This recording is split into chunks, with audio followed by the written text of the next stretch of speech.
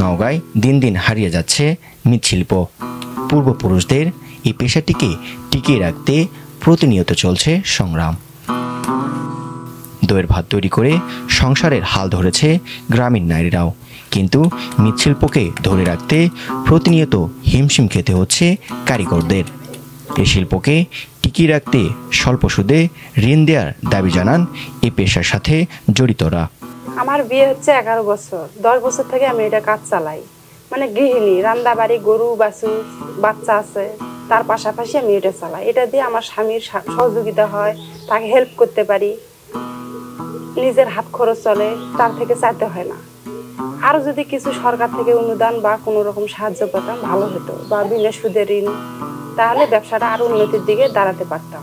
ছেলেপেলের লেখাপড়া তাদের সাহায্য করি, পাশাপাশি সংসার কাম, গরু বাছুর এগুলা পালে আমাদের এইভাবে সংসার চলে। সরকারিভাবে যদি আমাদের একটু নজর দেন তাহলে আমরা আরও উপরে হতে পারি বা ভালোভাবে এই কাজটা চালিয়ে যেতে পারবো। আমাদের সংসার আরও উন্নতি হবে। নওগাঁ জেলার বিভিন্ন গ্রামে ছড়িয়ে ছিটিয়ে রয়েছে মৃৎশিল্পীদের বাসস্থান। এসব গ্রামে প্রায় 8 থেকে 10 হাজার মৃৎশিল্পী মাটির জিনিসপত্র তৈরি করে জীবিকা নির্বাহ করে। এসব এলাকা থেকে তৈরি মৃৎশিল্পের মনকাড়া পণ্যগুলো দেশের বিভিন্ন স্থানে জায়গা করে নিয়েছিল, কিন্তু প্রয়োজনীয় পৃষ্ঠপোষকতা ও বাজারের অভাবে এই শিল্প আজ বিলুপ্ত পথে। একসময় হয়তো স্থান হবে জাদুঘরে, সে সময় হয়তো আর বেশি দিন নয়। আমি দীর্ঘদিন যাবৎ এই মাটির কাজই করি। মাটির কাজ বলতে আমি হাঁড়ি পাতিল, মানে চাকের তৈরি করতে পারি।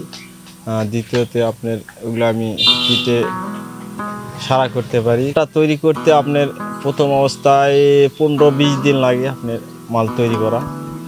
15-20 দিন পর আমি মানে ওটা পোড়ায়ে বাজারে সেল দিই, মানে বাইরে। আমরা মূলত দইয়ের মাটির পাতিল তৈরি করি। মূলত ভাটা 15 থেকে 20 দিনের মধ্যে ভাটা সাজাই। বিভিন্ন মনে করেন সাজানোর পর আমাদের প্রতিষ্ঠান আছে, যে জায়গায় মাল নেয় ওখানে দিই, দেওয়ার পর ওখান থেকে কিছু টাকা পাই। এইভাবে আমাদের ব্যবসাটা মূলত রানিং। একসময় বেশ কদর ছিল মাটির তৈরি জিনিসপত্রের, কিন্তু বর্তমান সময়ে দস্তা, অ্যালুমিনিয়াম এবং প্লাস্টিক থেকে তৈরি জিনিসপত্রের সাথে টিকিয়ে রাখা সম্ভব হচ্ছে না মাটির তৈরি জিনিসপত্রের। এই পেশার সাথে জড়িতদের জীবনযাপন কষ্টসাধ্য হয়ে পড়েছে। আমার বয়স 50 বছর, আমি 35 থেকে 40 বছর থেকে কাজ করতেছি, কিন্তু আমরা এর উপর দিয়ে কোনো রকম জীবনযাপন করি।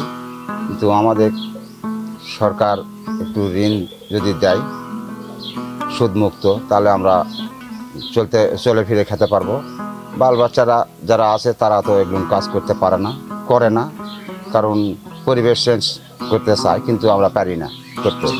আমরা তরুণ প্রজন্ম এই কাজগুলো আমরা আর করতে চাচ্ছি না, কারণ এই কাজে কষ্ট বেশি, কিন্তু পারিশ্রমিক হিসেবে যে আমরা যেটা পাবো সেই পারিশ্রমিকটা আমরা পাই না। সারা বছর কাজ করার জন্য চৈত্র ও বৈশাখ মাসে মাটি কিনে সংগ্রহ করা হয়। সুনিপুণভাবে হাঁড়ি পাতিল, ঢাকনা, সাতখোলা বিভিন্ন উপকরণ তৈরি হয় এই স্থানে। এগুলো তেমন কদর না থাকলেও দইয়ের পাতিলের চাহিদা রয়েছে এই স্থানে। কষ্টের মাঝেও তারা স্বপ্ন দেখেন কোনো একদিন আবারও কদর বাড়বে তাদের মাটির পণ্যের। ব্যবসায়ীরা বলছেন অধিক পরিশ্রম অথচ পারিশ্রমিক না পাওয়ায় আগ্রহ হারাচ্ছে তরুণ প্রজন্মরা। এই শিল্পকে টিকিয়ে রাখতে সরকারিভাবে হস্তক্ষেপ কামনা করেছেন এলাকাবাসী।